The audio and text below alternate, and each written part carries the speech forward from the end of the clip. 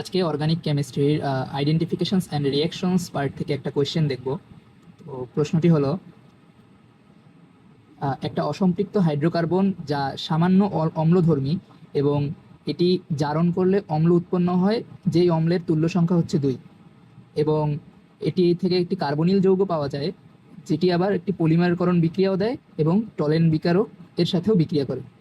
তো কোয়েশ্চেন হচ্ছে যে যে তিনটি যৌগের কথা বলা হচ্ছে, অর্থাৎ প্রথমের যে অসম্পৃক্ত হাইড্রোকার্বনটা এবং তাকে জারণ করার পর যে অম্লটা তৈরি হলো, এবং সেই অসম্পৃক্ত হাইড্রোকার্বন থেকে যে কার্বনিল যৌগটা পাওয়া গেল, এই তিনটা যৌগ শনাক্ত করতে হবে আমাদের এবং এর সাথে যে সংশ্লিষ্ট বিক্রিয়াগুলো সেগুলো দেখাতে হবে।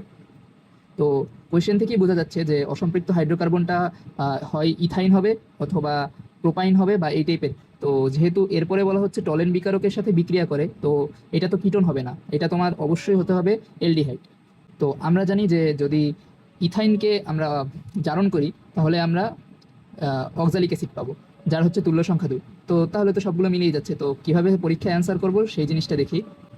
তো আমাদের প্রথম বিক্রিয়া হচ্ছে অম্ল শনাক্তকারী বিক্রিয়া, যেখানে আমরা ইথাইনকে সোডিয়াম ধাতুর সাথে দিলে হাইড্রোজেন গ্যাস উৎপন্ন হবে। দ্বিতীয় বিক্রিয়াটা হচ্ছে জারণ বিক্রিয়া, যেখানে আমরা আর কি অক্সালিক অ্যাসিড পাবো ইথাইনের জারণ বিক্রিয়ার মাধ্যমে।